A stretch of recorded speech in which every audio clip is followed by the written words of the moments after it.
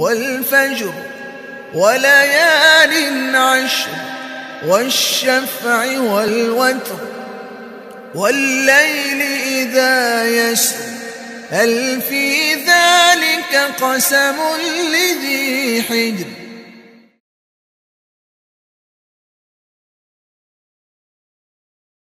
وما لكم ألا تنفقوا في سبيل الله ولله ميراث السماوات والأرض لا يستوي منكم من أنفق من قبل الفتح وقاتل أولئك أعظم درجة من الذين أنفقوا من بعد وقاتلوا وكلا وعد الله الحسنى والله بما تعملون خبير من ذا الذي يقرض الله قرضا حسنا فيضاعفه له وله أجر كريم يوم ترى المؤمنين والمؤمنات يسعى نورهم بين أيديهم وبأيمانهم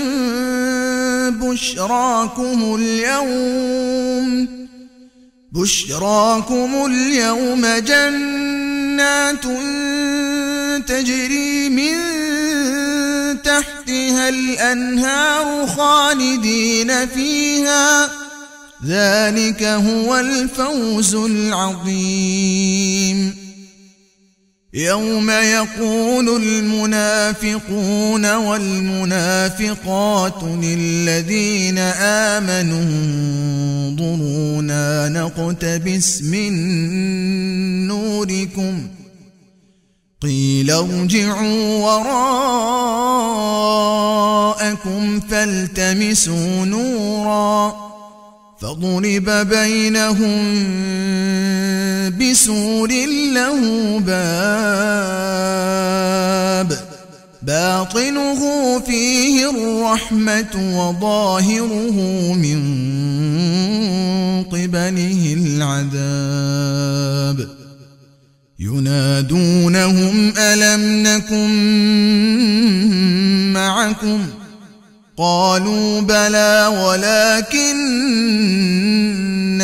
فتنتم أنفسكم وتربصتم وارتبتم وغرتكم الأماني حتى جاء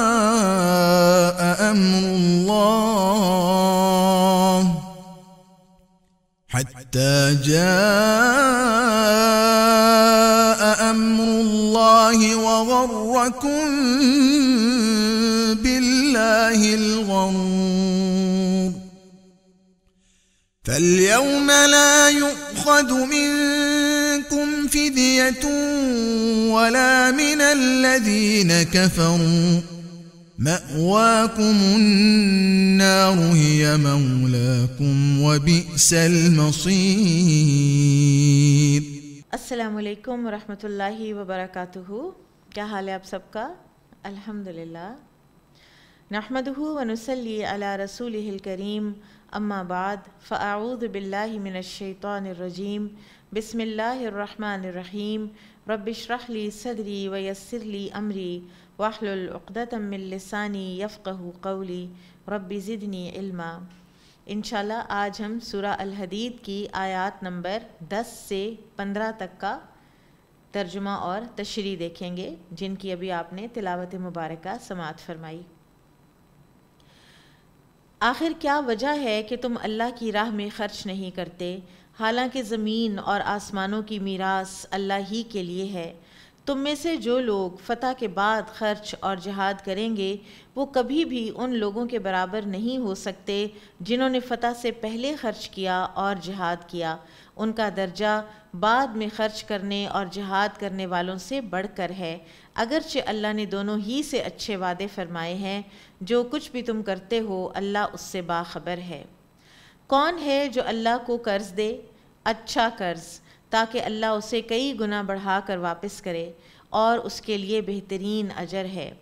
اس دن جب کہ تم مومن مردوں اور عورتوں کو دیکھو گے کہ ان کا نور ان کے آگے آگے اور ان کے دائیں جانب دوڑ رہا ہوگا، ان سے کہا جائے گا آج بشارت ہے تمہارے لیے، جنتیں ہوں گی جن کے نیچے نہریں بہہ رہی ہوں گی، جن میں وہ ہمیشہ رہیں گے، یہی ہے بڑی کامیابی۔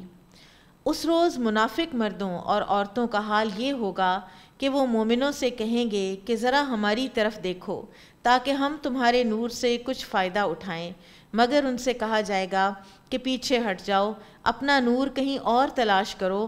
پھر ان کے درمیان ایک دیوار حائل کر دی جائے گی جس میں ایک دروازہ ہوگا، اس دروازے کے اندر رحمت ہوگی اور باہر عذاب۔ وہ مومنوں سے پکار پکار کر کہیں گے کیا ہم تمہارے ساتھ نہ تھے؟ مومن جواب دیں گے ہاں، مگر تم نے اپنے آپ کو خود فتنے میں ڈالا، موقع پرستی کی، شک میں پڑے رہے اور جھوٹی توقعات تمہیں فریب دیتی رہیں، یہاں تک کہ اللہ کا فیصلہ آ گیا اور آخر وقت تک وہ بڑا دھوکے باز تمہیں اللہ کے معاملے میں دھوکہ دیتا رہا۔ اب ہم ان آیات کی کچھ مختصر تشریح دیکھتے ہیں۔ سورۃ الحدید میں دو چیزوں کا بڑا تفصیل کے ساتھ ذکر آیا ہے اور بار بار ذکر آیا ہے۔ ایک ہے انفاق فی سبیل اللہ اور دوسرے ہے نفاق یعنی منافقت۔ اور بعض علماء نے یہ کہا ہے کہ اللہ تعالیٰ نے نفاق کا علاج انفاق کو قرار دیا ہے۔ دونوں کا ساتھ ساتھ اللہ سبحانہ و تعالیٰ ذکر کرتے ہیں۔ انفاق فی سبیل اللہ کرنے والا انسان اپنے ایمان کی گواہی دیتا ہے۔ وہ اپنی حلال کی کمائی میں سے اللہ کے راستے میں جب خرچ کرتا ہے، اللہ کی بتائی ہوئی جگہوں پر جب خرچ کرتا ہے تو اس کا مطلب ہے کہ اس کا ایمان پختہ ہے۔ اور جب انسان بخیلی کرتا ہے اور اللہ تعالیٰ کی بتائی ہوئی جگہوں پر، فرض جگہوں پر بھی نہیں دیتا اور نفل تو پھر دور کی بات رہ جاتی ہے، تو پھر یہ اس کے دل کے نفاق کی ایک علامت ہے۔ اب ہم دیکھتے ہیں کہ ان آیات میں اللہ سبحانہ و تعالیٰ ہم سے کیا فرما رہے ہیں۔ اللہ تعالیٰ پوچھتے ہیں کہ کیوں نہ تم خرچ کرو، کیوں نہیں تم خرچ کرتے اللہ کے راستے میں، جبکہ سارا کا سارا کچھ جو ہے وہ تو اللہ ہی کا ہے۔ وَلِلَّهِ مِيرَاثُ السَّمَاوَاتِ وَالْأَرْضِ۔ اب اس کے دو مطلب کیے گئے ہیں۔ ایک تو یہ کہ یہ مال جو تمہارے پاس ہے یہ ہمیشہ رہنے والا نہیں ہے، کوئی بھی وراثت جو ہے وہ لازماً ایک انسان نے چھوڑ کر ہی جانی ہوتی ہے اور اللہ ہی اس کا وارث ہونے والا ہے۔ تو پھر کیوں نہ انسان اپنی زندگی ہی میں خرچ کر کے تو اپنی آخرت کے لیے کچھ حصہ ساتھ لے جائے۔ اور اسی طرح سے اس کا دوسرا معنی یہ ہے کہ اللہ کی راہ میں خرچ کرتے ہوئے تمہیں کسی فقر اور تنگ دستی کا احساس نہیں ہونا چاہیے، ایسا کوئی اندیشہ نہیں ہونا چاہیے، کیونکہ جو کچھ ہے وہ اللہ کا ہے اس دنیا جہان میں، اور پہلے بھی تمہیں اللہ نے دیا ہے، اور اس مال کو تم خرچ کرو گے تو اللہ تعالیٰ تمہیں اور دے دے گا، جس نے تمہیں پہلے دیا وہی تمہیں دوبارہ بھی دے دے گا۔ سورہ سبا میں جیسے اللہ سبحانہ و تعالیٰ فرماتے ہیں قُلْ إِنَّ رَبِّي يَبْسُطُ الرِّزْقَ لِمَن يَشَاءُ مِنْ عِبَادِهِ وَيَقْدِرُ لَهُ وَمَا أَنفَقْتُم مِّن شَيْءٍ فَهُوَ يُخْلِفُهُ وَهُوَ خَيْرُ الرَّازِقِينَ۔ اے نبی صلی اللہ علیہ وسلم ان سے کہو کہ میرا رب اپنے بندوں میں سے جس کے لیے چاہتا ہے رزق کشادہ کرتا ہے اور جس کے لیے چاہتا ہے تنگ کر دیتا ہے، اور جو کچھ بھی تم خرچ کرتے ہو اس کی جگہ وہی مزید رزق تمہیں دیتا ہے اور وہ بہترین رازق ہے۔ تو لہٰذا اللہ تعالیٰ جس کا رازق ہو اس کو کسی فقر یا کسی تنگ دستی کا اندیشہ نہیں ہونا چاہیے، اور خاص طور پر صدقہ کرنے سے تو مال کم بھی نہیں ہوتا۔ نبی صلی اللہ علیہ وسلم کا یہ فرمان ہے کہ صدقہ کرنے سے مال کم نہیں ہوتا، اور یہاں پر یہ آیات جو ہم نے پڑھی ان میں بھی اللہ سبحانہ و تعالیٰ فرماتے ہیں کہ جو کچھ بھی تم خرچ کرو گے اللہ تعالیٰ اس کے پیچھے اور لے آئے گا۔ یہ ایسے ہی ہے کہ اگر آپ ایک بند جگہ پر، ایک بند ٹنل میں کچھ چیزیں رکھتے جائیں تو بالآخر اس کی کیپیسٹی ختم ہو جائے گی اور پھر آپ اس میں اور چیزیں نہیں ڈال سکتے. لیکن اگر اس کی دوسری سائڈ بھی اگر آپ کھول دیں اور اس میں سے کچھ نکلتا بھی رہے باہر تو پھر اس کی کیپیسٹی ادھر سے بڑھتی چلی جائے گی اور ایک فلو ہے جو جاری رہے گا. اور یہی فلو جو ہے یہ اسلام کا ایک اصول ہے کہ دولت جو ہے وہ صرف اغنیاء میں، امیر لوگوں میں گردش نہ کرتی رہے. سرکولیشن آف ویلتھ ایک معاشرے کی زندگی ہے اور اللہ سبحانہ و تعالیٰ انفاق فی سبیل اللہ کو اسی لیے اتنا زیادہ پروموٹ کرتے ہیں کہ تاکہ معاشرہ جو ہے وہ قائم رہے. اس میں کوئی کچھ جو معاشرے کے جو سیکٹس ہیں وہ کہیں ڈیڈ نہ ہو جائیں. ایسا نہ ہو کہ وہاں تک یہ زندگی جو مال ہے وہ زندگی کا ذریعہ ہے تو کہیں ایسا نہ ہو کہ یہ وہاں تک پہنچے ہی نہیں. تو اس لیے اللہ سبحانہ و تعالیٰ اس کو ایمان کی علامت قرار دے کر فرماتے ہیں کہ کیوں نہیں تم خرچ کرو گے جبکہ سب کچھ تو اللہ ہی کا ہے اور اسی نے تمہیں پہلے دیا اور وہی تمہیں دوبارہ بھی دے گا. پھر اللہ تعالیٰ مال کے خرچ کرنے میں اور اس کے اجر کے حوالے سے ایک اور پرنسپل بتاتے ہیں اور وہ یہ ہے کہ فتح سے پہلے خرچ کرنے والے اور فتح سے بعد خرچ کرنے والے برابر نہیں ہو سکتے. اب یہاں پر فتح سے مراد ہمارے مفسرین علماء نے صلح حدیبیہ لی ہے. ٹھیک ہے کہ صلح حدیبیہ سے پہلے جن لوگوں نے خرچ کیا تو وہ کون سے حالات تھے. مثلا آپ سوچئے کہ خدیجہ رضی اللہ تعالی عنہا نے اور ابو بکر صدیق رضی اللہ عنہ نے مکہ میں جب اپنا سارے کا سارا مال اور اپنی سارے کی ساری ایفرٹس، اپنی زندگی کی ساری جمع پونجی لگا دی اسلام پر، اسلام کے کاز پر. ابو بکر صدیق رضی اللہ تعالیٰ عنہ غلام خریدتے تھے اور ان کو آزاد کر دیا کرتے تھے اور ان کے والد کو اس بات پر اعتراض بھی ہوتا تھا. وہ بعد میں لیٹر آن فتح مکہ کے موقع پر اسلام لائے تھے. تو اسی طرح سے جو خدیجہ رضی اللہ تعالیٰ عنہا ہیں انہوں نے بھی اپنا سارا، اپنی تجارت، اپنا سارا نفع اسلام پر قربان کر دیا. تو اس وقت تو یہ بھی نہیں پتہ تھا کہ اسلام کے نتائج کیا نکلنے ہیں، اسلام نے کہاں تک پہنچنا ہے. جو خرچ کیا جا رہا ہے اس میں سے کوئی چیز واپس آنی بھی ہے یا نہیں آنی اور اس کے کیا حالات بننے ہیں، اس تحریک نے کہاں پہنچنا ہے اور کہاں نہیں پہنچنا. تو صلح حدیبیہ کے بعد تو اسلام نے طاقت پکڑی ہے.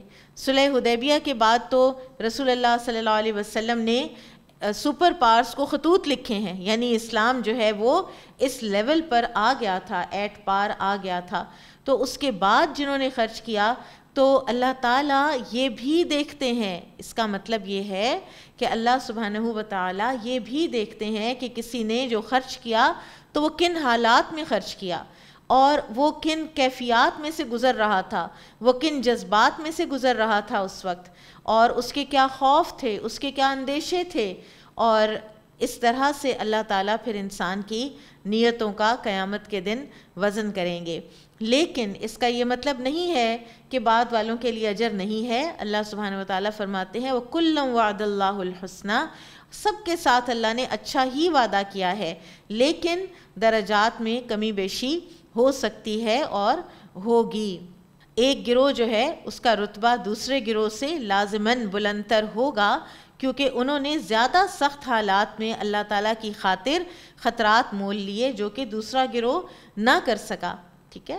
رسول اللہ صلی اللہ علیہ وسلم نے فرمایا کہ عنقریب ایسے لوگ آنے والے ہیں جن کے اعمال کو دیکھ کر تم لوگ، یعنی صحابہ کرام، سابقون الاولون، صلح حدیبیہ سے پہلے ایمان لانے والے، تم لوگ اپنے اعمال کو حقیر سمجھو گے مگر جان لو کہ ان میں سے کسی کے پاس پہاڑ برابر بھی سونا ہو اور وہ سارے کا سارا راہ خدا میں خرچ کر دے تو بھی وہ تمہارے 2 رطل بلکہ 1 رطل خرچ کرنے کے برابر بھی نہیں پہنچ سکے گا، کیونکہ خرچ کرنے کی ٹائمنگز بھی اللہ تعالیٰ نے دیکھنی ہے.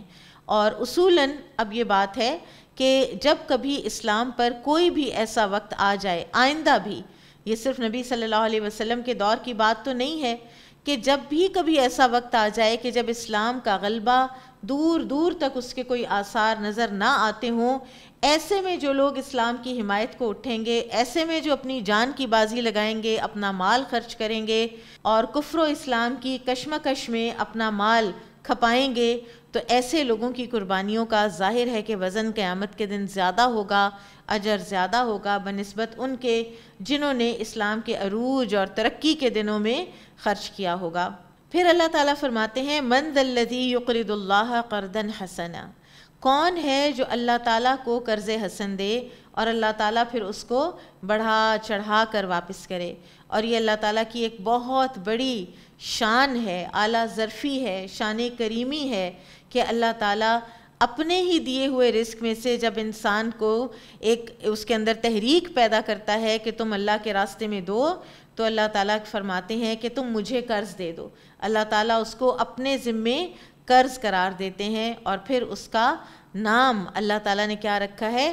قرضاً حسنا، قرض حسنا، حسن قرض ہو، یعنی خالص نیت کے ساتھ کسی ذاتی غرض کے بغیر اللہ کی راہ میں خرچ کیا گیا ہو، کسی قسم کی ریاکاری، کوئی نمود و نمائش، کوئی شہرت، کوئی ناموری اس کی طلب میں شامل نہ ہو۔ اسی طرح سے جس انسان کو دیا جائے اس پر احسان نہ جتایا جائے، اس کی کوئی ایذا رسانی بعد میں نہ کی جائے، اور سوائے اللہ سے اجر حاصل کرنے کے کسی کی خوشنودی پر بھی نگاہ نہ ہو۔ تو ایسے قرض کے متعلق اللہ سبحانہ وتعالیٰ نے جو وعدے کیے ہیں وہ کیا ہیں کہ ایک تو یہ کہ وہ اس کو کئی گنا ملٹیپلائی کر کے واپس کرے گا، وہ ایز اٹ از واپس نہیں ہوگا، وہ بڑھا چڑھا کر واپس ہوگا، اور دوسرے یہ کہ اس کے علاوہ اللہ تعالیٰ کوئی بہترین اجر مزید بھی عطا فرمائیں گے۔ اور یہ سارا ڈیپینڈ کرتا ہے کہ کس کا دیا ہوا قرض کتنا حسن تھا، اس کے اندر کتنی خوبصورتی تھی نیت کی، اخلاص کی۔ اس کے بارے میں ایک بڑی خوبصورت حدیث ہے کہ عبداللہ بن مسعود رضی اللہ تعالیٰ عنہ روایت کرتے ہیں کہ جب یہ آیت نازل ہوئی من ذا الذی یقرض اللہ قرضا حسنا، اور رسول اللہ صلی اللہ علیہ وسلم کی زبان مبارک سے لوگوں نے اس کو سنا، تو ایک انصاری صحابی ابو الدحداح وہ آئے اور انہوں نے کہا کہ یا رسول اللہ، کیا اللہ تعالیٰ ہم سے قرض مانگتا ہے؟ تو آپ صلی اللہ علیہ وسلم نے جواب دیا ہاں اے ابو دحداح۔ تو ابو دحداح رضی اللہ عنہ نے فرمایا، عرض کی کہ یا رسول اللہ اپنا ہاتھ مجھے دکھائیے۔ آپ صلی اللہ علیہ وسلم نے اپنا ہاتھ ان کی طرف بڑھایا تو انہوں نے آپ کا ہاتھ اپنے ہاتھ میں لے کر تو عرض کی کہ یا رسول اللہ میں نے اپنا باغ اپنے رب کو قرض دیا۔ اور عبداللہ بن مسعود رضی اللہ عنہ فرماتے ہیں کہ ان کے باغ میں ہی ان کا گھر تھا، وہ بھی دیا ساتھ ہی۔ اس باغ میں 600 کھجوروں کے درخت تھے اور اسی میں ان کی بیوی بچے رہتے ہوتے تھے۔ اور رسول اللہ صلی اللہ علیہ وسلم سے یہ بات کر کے ابو دحداح رضی اللہ عنہ سیدھے اپنے گھر گئے اور باغ کے باہر ہی کھڑے ہو کر انہوں نے اپنی بیوی کو پکار کر کہا کہ اے ام دحداح باہر نکل آؤ، میں نے یہ باغ اللہ کو اپنے رب کو قرض دے دیا ہے۔ تو وہ بولیں تم نے نفع کا سودا کیا ہے۔ انہوں نے بھی کسی قسم کے پینک کا اظہار نہیں کیا، انہوں نے کہا تم نے نفع کا سودا کیا ہے اے ابو دحداح، اور اسی وقت اپنا سامان اور اپنے بچے لے کر باغ سے باہر نکل گئیں۔ یہ لوگ تھے کہ جنہوں نے اللہ تعالیٰ کو قرض حسنہ دیا۔ آج بھی لوگ ہیں کہ جو اللہ سبحانہ و تعالیٰ کی خاطر بہت بڑے بڑے کام کرتے ہیں، اور وہ بھی اسی طرح کے اجر کے امیدوار ہیں کہ جو اللہ تعالیٰ نے اس قرآن میں نازل فرمایا ہے۔ پھر اللہ سبحانہ و تعالیٰ فرماتے ہیں کہ قیامت کا دن وہ دن ہوگا کہ جس میں اہل ایمان کا نور ان کے آگے آگے اور ان کے دائیں جانب دوڑ رہا ہوگا، اور مراد یہی ہے کہ ان کے ہر طرف ان کا نور دوڑ رہا ہوگا۔ اب یہ وہ کوئی مرحلہ ہے کہ جہاں پر اہل ایمان ہوں گے اور منافقین ہوں گے، اور اہل ایمان کے پاس نور ہوگا۔ اب وہ نور کس چیز کا ہے؟ نور ان کے اس دنیا میں کمائے ہوئے اخلاص کے ساتھ کیے ہوئے اعمال کا ہے، اور انفاق فی سبیل اللہ ان اعمال میں ٹاپ پر ہے۔ اللہ سبحانہ و تعالیٰ نے یہاں پر آپ دیکھیے کہ انفاق فی سبیل اللہ کے بعد یہ نور والی آیات کا تذکرہ کیا ہے، اور اہل ایمان جو ہیں ان کے پاس ان کا نور ہوگا، ان کے صالح عقیدے کا نور، ان کے صالح اعمال کا نور، ان کے ایمان کی صداقت، ان کی سیرت و کردار کی پاکیزگی کا نور. اسی طرح سے جس شخص کے اعمال اس دنیا میں جتنے روشن تھے، قیامت کے دن اللہ سبحانہ و تعالیٰ اس کو اتنی ہی تیز روشنی عطا فرمائیں گے، اور یہی روشنی ہوگی جس میں لوگ چل رہے ہوں گے. اس کے علاوہ جس کے پاس یہ روشنی نہیں ہے، اپنے اعمال کی روشنی نہیں ہے، تو وہ اندھیروں میں ہوں گے. عبداللہ بن مسعود رضی اللہ تعالیٰ عنہ کا قول ہے کہ کسی کا نور اتنا تیز ہوگا کہ مدینہ سے عدن تک کی مسافت کے برابر فاصلے تک پہنچ رہا ہوگا، اور کسی کو نور مدینہ سے صنعاء تک، اور کسی کا اس سے کم ہوگا، یہاں تک کہ کوئی مومن ایسا ہوگا کہ جس کا نور اس کے قدموں سے آگے نہ بڑھے گا. اس کے انگوٹھے میں ایک روشنی ہوگی اور وہ اس کو دیکھ کر اس کے نور میں وہ چلتا ہوگا. یعنی جتنے اعمال ہیں اتنا ہی نور ملے گا. جس کی ذات سے دنیا میں جتنی بھلائی پھیلی ہوگی، اس کا نور اتنی ہی دور دور تک انشاءاللہ پھیلا ہوگا. ایک اور حدیث میں رسول اللہ صلی اللہ علیہ وسلم نے فرمایا کہ میں اپنی امت کے صالحین کو وہاں ان کے نور سے پہچانوں گا جو ان کے آگے اور ان کے دائیں اور بائیں دوڑ رہا ہوگا. اب اس نور میں اہل ایمان جنت کی طرف جا رہے ہوں گے، لیکن یہاں پر ایک گروپ اور بھی ہے، اور وہ گروپ ہے منافقین کا. اور منافقین کے پاس کوئی نور نہیں ہوگا، کوئی روشنی نہیں ہوگی، وہ اندھیرے میں ہوں گے. اور یہ وہاں کا یہ اعجاز ہے کہ یہاں پر تو آپ ایک لائٹ آن کرتے ہیں، ہر کوئی اس لائٹ سے استفادہ کرتا ہے، لیکن وہاں پر جس کی روشنی ہے بس وہی اس کو استعمال کرے گا. اب منافقین نہ ان کے پاس صالح عقیدہ کا نور ہے، نہ ان کے پاس نیک اعمال کا، نہ سیرت اور کردار کی پاکیزگی کا، تو وہ اس نور کو کیونکہ اس دنیا میں اکٹھا نہ کر سکے، اس دنیا کے اندھیروں میں رہے، اس دنیا کی محبت کے اندھیروں میں پڑے رہے، اور اسی دنیا میں ہی اپنا سارا کچھ چھوڑ کے اور آگے جب گئے تو وہاں پر بالکل اس سے بڑا کوئی خسارہ ہو نہیں سکتا کہ آپ کو کچھ لوگ نظر آ رہے ہوں اور وہ آپ کے اپنے ہوں. کیونکہ آگے آیات میں آتا ہے کہ یہ منافقین اہل ایمان سے کہیں گے کہ تھوڑا سا رکو، ہمیں تھوڑا سا اپنے نور میں سے کچھ حصہ دے دو، ہمیں بھی ساتھ لے چلو. تو اہل ایمان کہیں گے کہ جاؤ، جہاں یہ نور چھوڑ کے آئے ہو نا، وہاں سے جا کر اس کو تلاش کرو، کہیں اور تلاش کرو، آج ہمارے پاس تمہارے لیے کوئی نور نہیں ہے. یہ بات سن کر اہل ایمان کی منافقین جو بات کہیں گے، جو منت کریں گے، وہ اتنا حسرت بڑھانے والی ایک بات ہے کہ وہ کہیں گے الم نکم معکم، کیا ہم تمہارے ساتھ نہیں تھے؟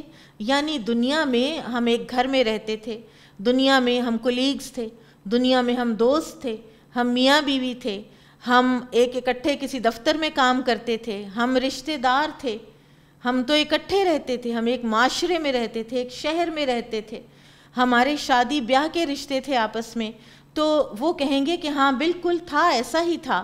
لیکن آپ دیکھیے کہ اسی دنیا کے اندر رہتے ہوئے وہی ایکٹیویٹیز کرتے ہوئے کوئی مومن ہے اور کوئی منافق ہے.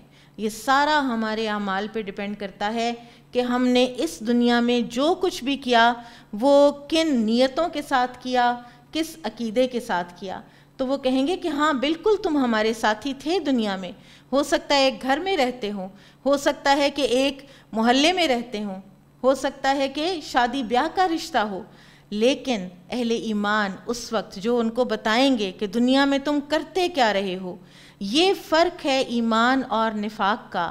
یہاں پر ہم میں سے ہر ایک اپنے آپ کو چیک کر لے کہ آج یہ جو مہلت عمل ہمیں ملی ہے، اس میں ہم اپنی زندگیاں کس طرح گزار رہے ہیں، کہاں کھپا رہے ہیں، اپنے وقت کو ہم کہاں لگا رہے ہیں. اہل ایمان ان سے کہیں گے کیوں نہیں، بلا تم ہمارے ساتھ ہی تو تھے، وَلَٰكِنَّكُمْ فَتَنْتُمْ أَنفُسَكُمْ، لیکن تم لوگوں نے تو اپنے آپ کو خود فتنوں میں ڈالے رکھا. تم خود اپنے آپ کو ایسی ایسی جگہوں پر لے جاتے تھے جہاں تمہارا ایمان فتنے میں پڑتا. تم نے تو خود اپنے ایمان کو نہیں بچایا. وَلَٰكِنَّكُمْ فَتَنْتُمْ أَنفُسَكُمْ وَتَرَبَّصْتُمْ، اور تم انتظار میں پڑے رہے. تم نے انتظار کیا کہ دیکھتے ہیں کہ یہ اسلام کی تحریک کس طرف کو جاتی ہے، اگر اس میں سے ہمیں کوئی فائدہ ملا تو ٹھیک ہے، پھر ہم بھی اسلام کے ساتھ ہی شریک ہو جائیں گے. لیکن جب بھی نان مسلمز کو، کفار کو، دشمنوں کو جب بھی کبھی اسلام پر غلبہ حاصل ہوا تو تم فوراً ان کے ساتھ جا ملے. تم نے کبھی بھی اسلام کے ساتھ سنسیریٹی نہیں کی. تربصتم، تم انتظار میں رہے.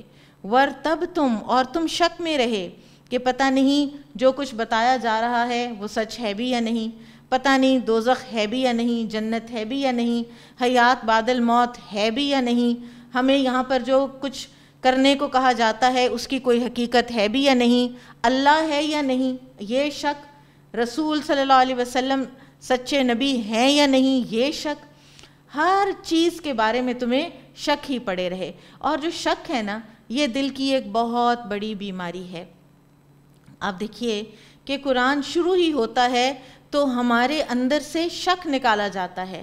ہمیں بتایا جاتا ہے ذالک الکتاب لا ریب فیہ، یہ وہ کتاب ہے کہ جس کے اندر کوئی شک نہیں ہے.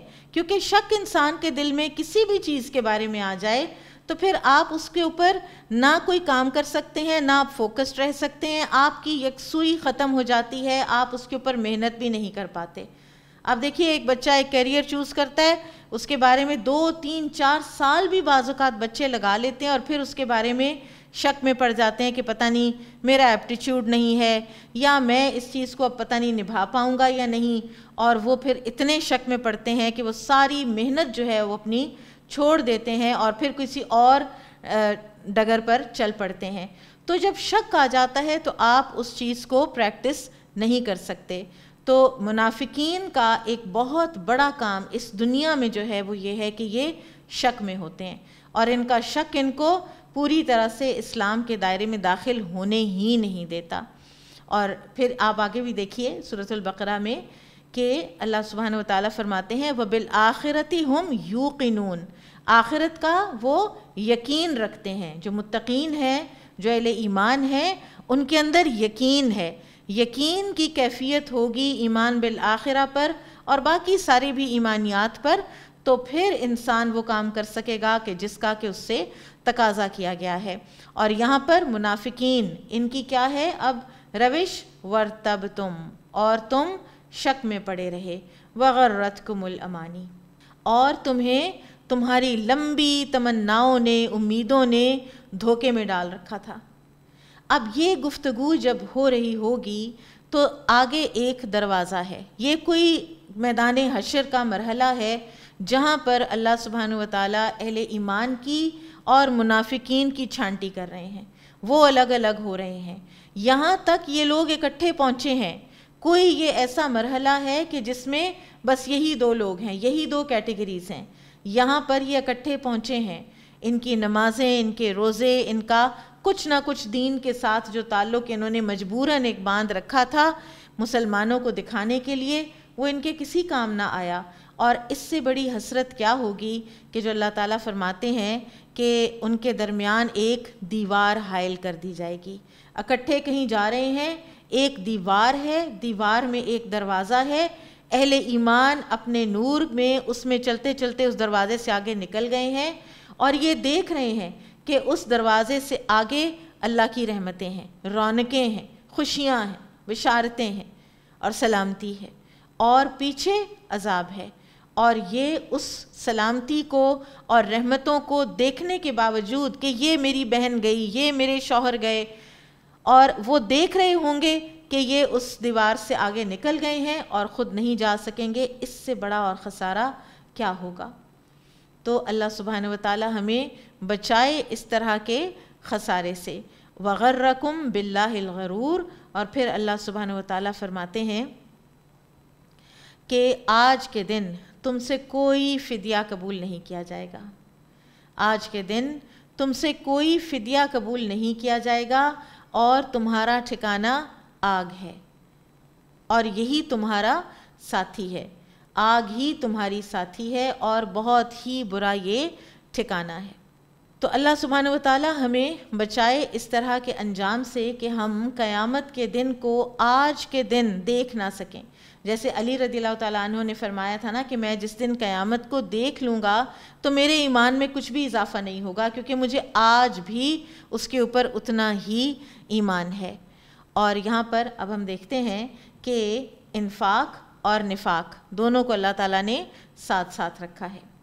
پھر اللہ سبحانہ و تعالیٰ فرماتے ہیں حتیٰ جاء امر اللہ، یہاں تک کہ پھر اللہ کا حکم آ گیا، وغرکم باللہ الغرور، اور تمہیں دھوکے میں ڈالا اس بڑے دھوکے باز نے. اور وہ بڑا دھوکے باز کون ہے؟ شیطان. شیطان کا ہر حملہ، شیطان کی ہر اکساہٹ، شیطان کی ہر ٹیمپٹیشن دھوکا ہے، اور اہل ایمان اپنے ایمان کے بلبوتے پر اس کو پہچان لیتے ہیں، اور منافق اپنے ایمان کی کمزوری ہی کی وجہ سے اس کو نہیں پہچان پاتے. پھر اللہ تعالیٰ فرماتے ہیں فَالْيَوْمَ لَا يُؤْخَذُ مِنْكُمْ فِدْيَةٌ، تو آج کے دن تم لوگوں سے کوئی فدیہ قبول نہ کیا جائے گا، وَلَا مِنَ الَّذِينَ كَفَرُوا، اور نہ ہی کافروں سے. یہاں پر اب آپ دیکھیے کہ منافق اور کافر کو اللہ تعالیٰ نے اکٹھا کر دیا ہے. اور منافقین کے بارے میں اللہ سبحانہ و تعالیٰ نے سورہ النساء میں فرمایا ان المنافقین فی الدرک الاسفل من النار، کہ منافقین تو آگ کے سب سے نچلے درجے میں ہوں گے. کافروں سے بھی نچلا درجہ منافقین کا ہوگا، کیونکہ کافر کھلے دشمن ہوتے ہیں. منافق ایسے ہیں جیسے آستین کے سانپ ہوتے ہیں، کہ جو اپیرنٹلی اپنے آپ کو آپ ہی کا بندہ پوز کر کے دکھاتے ہیں، وہ آپ ہی کے بنے ہوئے ہوتے ہیں، لیکن حقیقت میں وہ آپ کے بدترین دشمن ہوتے ہیں. منافقت کے بارے میں ایک چیز ضرور سمجھ لینی چاہیے کہ ایک چیز ہے اعتقادی منافقت، اور وہ ہے کہ جو لوگ نور سے محروم ہوں گے اور وہ جہنم میں جائیں گے، اللہ تعالیٰ ان سے قیامت کے دن کوئی فدیہ قبول نہیں کریں گے. اب یہاں پر بھی آپ دیکھیے کہ خصوصاً فدیے کی بات ہے کہ دنیا میں تو تم نے ایک پیسہ نہ دیا کبھی اللہ کے راستے میں، آج اب تم فدیہ دینے کو تیار ہو تو تم سے کوئی فدیہ قبول آج کے دن نہیں کیا جائے گا. تو یہ اعتقادی منافقت ہے کہ انسان اوپر سے مسلمان بنا رہے اور اندر سے پکا کافر ہو. اور اسی طرح سے دوسری ایک اور منافقت بھی ہے، اور وہ عملی منافقت ہے. اور عملی منافقت یہ ہے کہ انسان کے اندر ایمان ہو لیکن کمزور ایمان ہو، مضبوط نہ ہو، بار بار انسان پھسل جائے. اور ان کی علامات اللہ تعالیٰ نے بتائی ہیں، اپنے اندر سے ہمیں دیکھ دیکھ کر وہ علامات نفاق کی دور کرنی ہیں. مثلا رسول اللہ صلی اللہ علیہ وسلم نے فرمایا کہ منافق کی 3 علامات ہیں: جب بات کرے تو جھوٹ بولے، جب وعدہ کرے تو وعدہ خلافی کرے، اور جب امانت اس کے سپرد کی جائے تو وہ امانت میں خیانت کرے. اور ایک اور حدیث میں ایک چوتھی نشانی بھی ہے منافقت کی، اور وہ ہے کہ جب لڑائی جھگڑا ہو تو پھر گالی گلوچ کرے. اسی طرح سے پورے قرآن میں بے شمار منافقت کی، عملی منافقت کی بھی علامات ہیں اور اعتقادی منافقت کی بھی علامات ہیں. ہمیں دونوں سے بچنا ہے. بعض علماء کا یہ کہنا ہے کہ پورے قرآن میں جتنی بھی علامات نفاق کی بتائی گئی ہیں وہ ایک طرف، اور سورہ حدید کی یہ آیت نمبر 14 جس میں یہ 4 باتیں اہل ایمان ان کو کہیں گے، وَلَٰكِنَّكُمْ فَتَنْتُمْ أَنفُسَكُمْ وَتَرَبَّصْتُمْ وَارْتَبْتُمْ وَغَرَّتْكُمُ الْأَمَانِي، یہ 4 کی جو چارج شیٹ ہے، فرد جرم ہے، یہی بہت کافی تھی ان لوگوں کا پول کھولنے کے لیے اور ان لوگوں کو ایکسپوز کرنے کے لیے. اگر قرآن میں اور کچھ بھی نہ ہوتا تو یہ آیت کافی ہے منافق کی پرسنالٹی کو جج کرنے کے لیے. ہم میں سے ہر ایک آج ہی اپنے آپ کو ان 4 کے کرائٹیریا پر جج کر لے اور آج ہی انفاق فی سبیل اللہ کریں، اور خاص طور پر چھپا کے صدقہ کریں تاکہ ہمارے اخلاص میں اضافہ ہو، کیونکہ منافقت جو ہے وہ اخلاص کے منافی ہوتی ہے. اور اب العمل بالآیات، سب سے پہلی بات تو یہ کہ اس دعا کو اپنا معمول بنائیں. یا مقلب القلوب ثبت قلبی علی دینک، اے دلوں کو پھیرنے والے میرے دل کو اپنے دین پر ثابت قدم کر دے. اور اسی طرح سے من ذا الذی یقرض اللہ قرضا حسنا پر عمل کرتے ہوئے اللہ تعالیٰ کی راہ میں کچھ خرچ کریں۔ بارک اللہ فیکم، سبحانک اللہم و بحمدک، اشہد ان لا الہ الا انت، استغفرک و اتوب الیک۔ السلام علیکم ورحمۃ اللہ وبرکاتہ۔ نور في الظلمات أنسي في خلواتي، يا سعدي وهنائي القرآن حياتي. نور ملأ القلب ففاض بحب كتاب الله، أشرق دربي بالقرآن فشكرا يا رباه، شكرا يا رباه. يمحو عتم الليل المظلم، يروي ظمأ الروح، يجعلنا من أهل الله يطيب به المجروح.